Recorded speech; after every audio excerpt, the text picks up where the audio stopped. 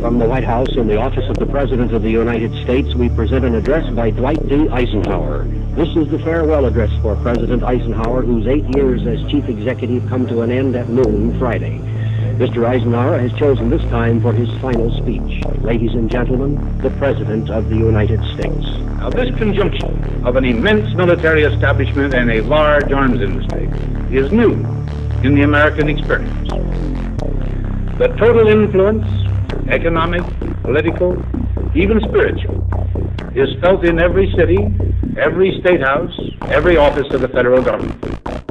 We recognize the imperative need for this development, yet we must not fail to comprehend its grave implications.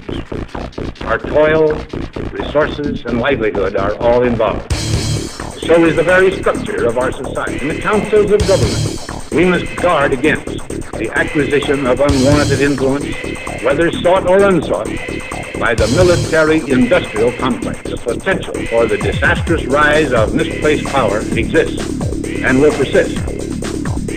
We must never let the weight of this combination endanger our liberties or democratic processes. We should take nothing for granted. Only an alert and knowledgeable citizenry can compel the proper meshing of the huge industrial and military machinery of defense with our peaceful methods and goals, so that security and liberty may prosper together. Akin to and largely responsible for the sweeping changes in our industrial military posture has been the technological revolution during recent decades. In this revolution, research has become central. It also becomes more formalized, complex, and costly. A steadily increasing share is conducted for, by, or at the direction of the federal government. Today, the solitary inventor, tinkering in his shop, has been overshadowed by task forces of scientists in laboratories and testing fields. In the same fashion, the free university, historically the fountainhead of free ideas and scientific discovery, has experienced a revolution in the conduct of research. Partly because of the huge costs involved, a government contract becomes virtually a substitute for intellectual curiosity.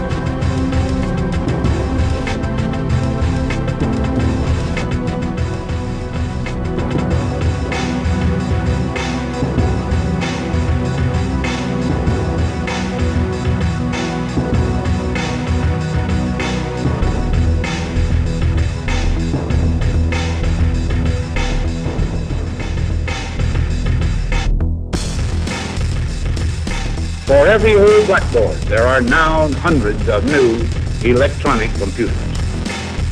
The prospect of domination of the nation's scholars by federal employment, project allocations, and the power of money is ever present and is gravely to be regarded.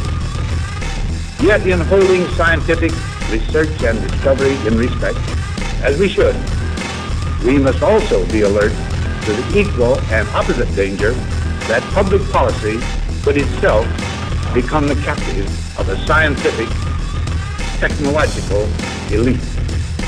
It is the task of statesmanship to mold, to balance, and to integrate these and other forces, new and old, within the principles of our democratic system, ever aiming toward the supreme goals of our free society.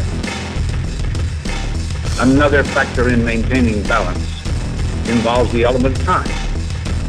As we peer into society's future, we, you and I, and our government must avoid the impulse to live only for today, plundering for our own ease and convenience the precious resources of tomorrow. We cannot mortgage the material assets of our grandchildren without risking the loss also of their political and spiritual heritage. We want democracy to survive for all generations to come, not to become the insolvent phantom of tomorrow. During the long lane of the history yet to be written, America knows that this world of ours, ever growing smaller, must avoid becoming a community of dreadful fear and hate, and be instead a proud confederation of mutual trust and respect. Such a confederation must be one of equals, The weakest must come to the conference table with the same competence as do we, protected as we are by our moral, economic, and military strength. That table, though scarred by many past frustrations, cannot be abandoned for the certainty agony of disarmament, of the battlefield. Disarmament with mutual honor and competence is a continuing imperative. Together we must learn how to compose differences, not with arms, but with intellect and decent purpose. Because this need is so sharp and apparent, I confess that I lay down my official responsibilities in this field with a definite sense of disappointment. As one who has witnessed the horror and the lingering sadness of war, as one who knows that another war could utterly destroy this civilization which has been so slowly and painfully built over thousands of years, I wish I could say tonight that a lasting peace is in sight. Truth now! Truth now! Truth now! Truth now! Truth now! Truth now! Truth now!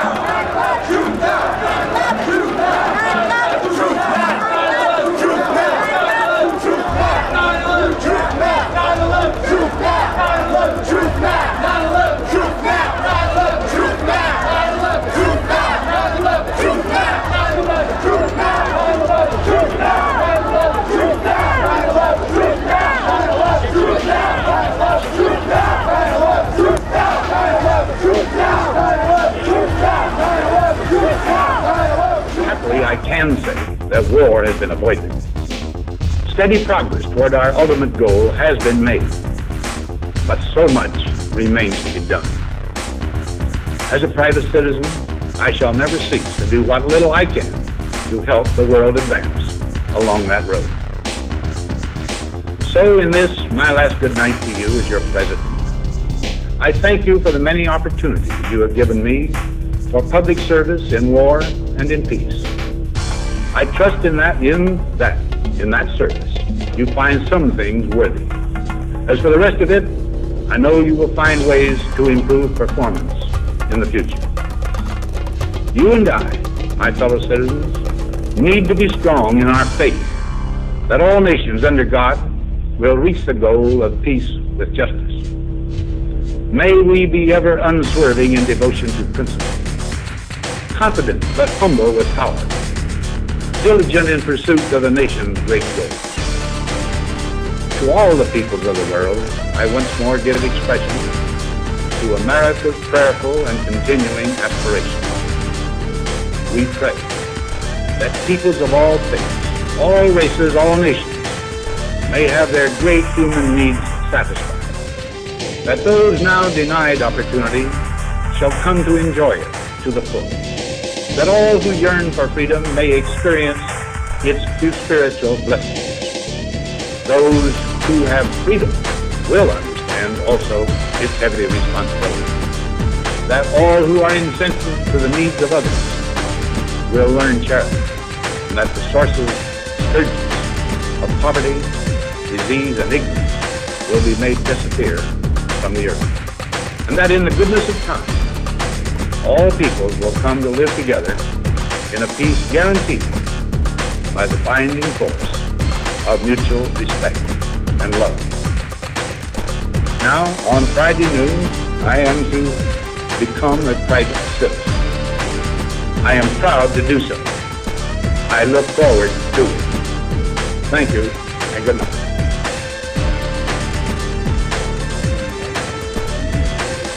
We have presented the farewell address by the President of the United States, Dwight D. Eisenhower, who spoke this evening from his office in the White House.